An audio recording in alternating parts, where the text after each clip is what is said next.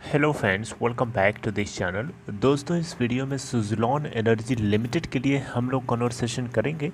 But starting करें उससे पहले रिक्वेस्ट करना चाहूँगा आपसे दो रिक्वेस्ट की। पहली रिक्वेस्ट की है कि अगर आप चैनल को फर्स्ट टाइम देख रहे हैं दोस्तों, सब्सक्राइब करके बेल आइकन को हिट कर लीजिएगा ताकि आपको वीडियोज़ की नोटिफिकेशन मिस ना हो। और दूसरी चीज़ कि अगर आप डीमेट अकाउंट या ट्रेडिंग अकाउंट ओपन कराने के लिए इंटरेस्टेड हैं, डिस्क्रिप्शन बॉक्स में एक लिंक आपको मिल जाएगा। दोस्तों, लास्ट ट्रेडिंग सेशन में सुज़लॉन एनर्जी लिमिटेड जिस तरीके से ओपन होने के बाद चला था, ऐसा लगा था कि ये अपर सर्किट को हिट करेगा, लेकिन ऐसा हुआ नहीं। सिचुएशन पलट गई। 7.25 में ओपन होने के बाद 7.05 का लो बना डालता है और मार्केट करस्पॉन्डिंग वॉल्यूम अगर आप देखें तो 1,63,48,919। कंपनी की मार्केट कैप 6,320 करोड़ रुपए है। इसका 52 वीक हाई है 9.45 का, लो है 2.90 का। 7.10 के ऊपर फाइनली कल सेटल हुई हो गया था। दोस्तों, आइए एक बात करते हैं। ये बात जो है कहीं ना कहीं आपको पता होना चाहिए, इग्नोर नहीं करना चाहिए। ये बात कहीं ना कहीं आपको इग्नोर नहीं करनी चाहिए, क्योंकि इग्नोर करने से आप अपने आप को अंधेरे में रखेंगे। जो चीज़ है उसको आपको जानना चाहिए और मैं आपको सिनॉप्सिस के माध्यम से बताने की कोशिश करूंगा। बहुत डिटेल में नहीं जाऊंगा, ऊपर ऊपर मैं आपको इसका जो कंक्लूजन पॉइंट है वो मैं समझाने की कोशिश करूंगा। देखिए, आपको यहाँ पे इकोनॉमिक टाइम्स की एक आर्टिकल के अंदर एक हेडिंग दिखाई दे रही होगी, world's top wind turbine makers expect another difficult year. अब यहाँ पे कौन कौन से दुनिया के टॉप विंड टर्बाइन मेकर्स हैं, हम उसका नाम नहीं डिस्कस करने वाले हैं। राइट, यहाँ पे क्या मतलब है इसका? मतलब ये दोस्तों सीधा सीधा मतलब साफ है कि दुनिया के जो बड़े बड़े विंड टर्बाइन प्रोड्यूसर्स हैं, विंड टर्बाइन जनरेटर्स हैं, इन सभी को ऐसा लगता है कि आने वाले 1 साल या 1.5 साल और भी इसके लिए विंड एनर्जी के लिए, विंड एनर्जी सेक्टर के लिए टफ साबित हो सकता है। यानी इनका बोलना ये है कि आने वाले 1 से 1.5 साल अभी विंड एनर्जी सेक्टर के लिए स्ट्रेसफुल होने वाला है, क्योंकि इसके पीछे का लॉजिक ये दिया जा रहा है कि कमोडिटी प्राइसेस के अंदर बहुत तेज़ी से राइज देखने को मिला है। राइट, और सप्लाई चेन से जुड़ी हुई जो हेडविंड्स हैं वो थमने का नाम नहीं ले रही हैं। राइट, विंड एनर्जी सिस्टम को कंटिन्यू, देखिए विंड एनर्जी का फ्यूचर बहुत ब्राइट है, बहुत ब्राइट है आने वाले टाइम के लिए। लेकिन फिर भी कमोडिटी प्राइसेस अगर बढ़ जाएंगी तो विंड टरबाइन को बनाया कैसे जाएगा? बताइए, विंड टरबाइन को बनाने के लिए जो मेटल्स की ज़रूरत होती है कि नहीं होती है? लकड़ी से तो बनेंगे नहीं। बताइए, मेटल्स की ज़रूरत होती है, अलग अलग पार्ट्स के लिए अलग अलग तरीके के मेटल्स की ज़रूरत होती है ना? तो मेटल्स की प्राइसेस बहुत तेज़ी से राइज हुई है और जिसके चलते यहाँ पे विंड टरबाइन जनरेटर्स को बनाना बहुत ज़्यादा कॉस्टली पड़ रहा है और सप्लाई भी नहीं मिल पा रही है।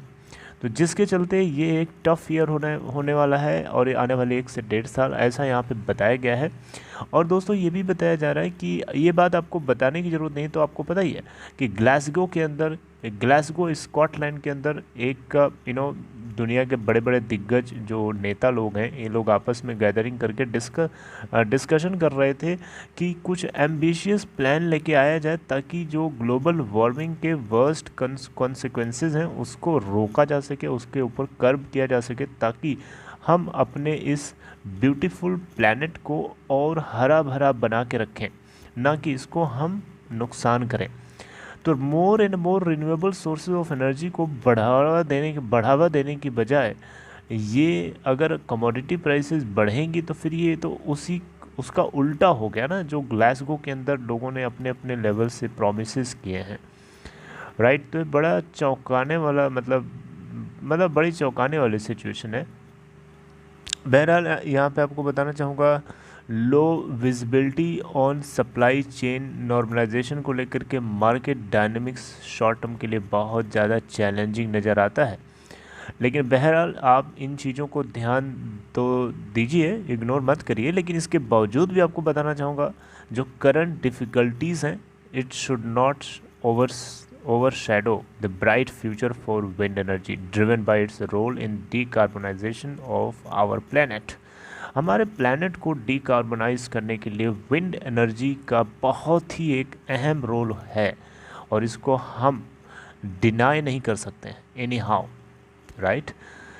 यहाँ पे देखिए आपको एक यहाँ पे एक पॉइंट दिखाई दे रहा है, इसका मतलब मैं आपको समझा देता हूँ सीधे, बाकी पढ़ने की ज़रूरत नहीं है।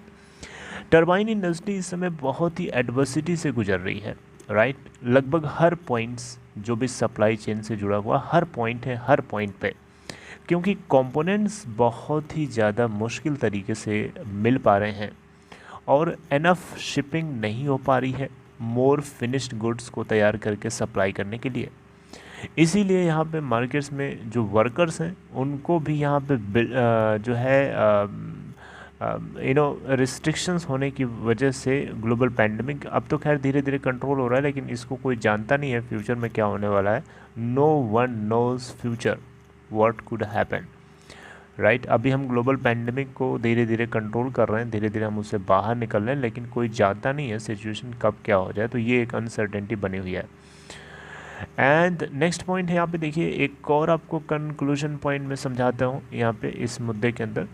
commodity prices surged this year as global economies rebounded from the pandemic, boosting the prices of everything from oil to natural gas and steel. The metal is the single biggest input for manufacturing, making up 84% of turbines weight. यानी अगर एक turbine अगर आप बनाने चलेंगे तो उसका 84% माल जो होता है वो पूरा का पूरा मेटल होता है और मेटल के अंदर बहुत तेज़ी से प्राइस के अंदर राइज देखने को मिला है and that's why this is very very challenging for wind energy sector. एक और कंक्लूजन पॉइंट मैं आपको समझाता हूँ, ध्यान से सुनिए। This is not the first time the wind turbine business has faced difficulties. Companies have been locked in stiff competition as project developers fought to cut costs in order to win auctions to build wind farms. मतलब क्या है, मतलब ये दोस्तों कि यहाँ पे एक तो इतनी बड़ी महंगाई है, इतना कमोडिटी प्राइसेस में इतनी तेज़ी से राइज देखने को मिला है।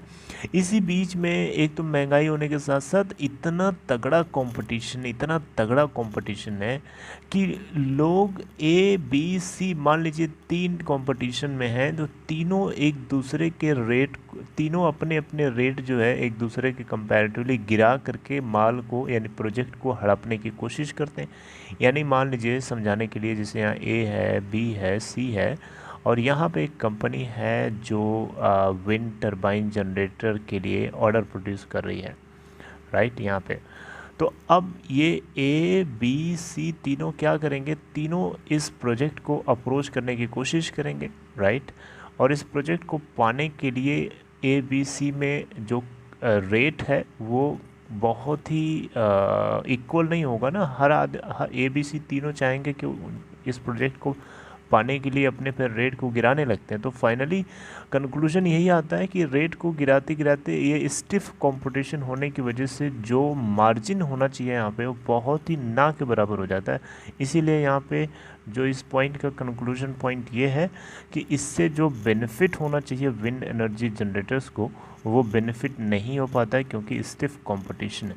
तो दोस्तों ये कुछ पॉइंट्स थे जो आपको और हमें पता होना चाहिए इस सुज़लॉन एनर्जी लिमिटेड के अंदर कुछ भी करने से पहले। देखिए 12 नवंबर को इस कंपनी के Q2 के अर्निंग्स रिलीज़ करी जाएंगी, वहाँ से हमें कुछ चीज़ें पता चलेंगी। लेकिन यहाँ पे इस बीच में ये खबर आप इग्नोर मत करिए, इसको ध्यान में रखिए, दिमाग में रखिए। इसको मैंने समझाने की कोशिश करी, I hope you got it.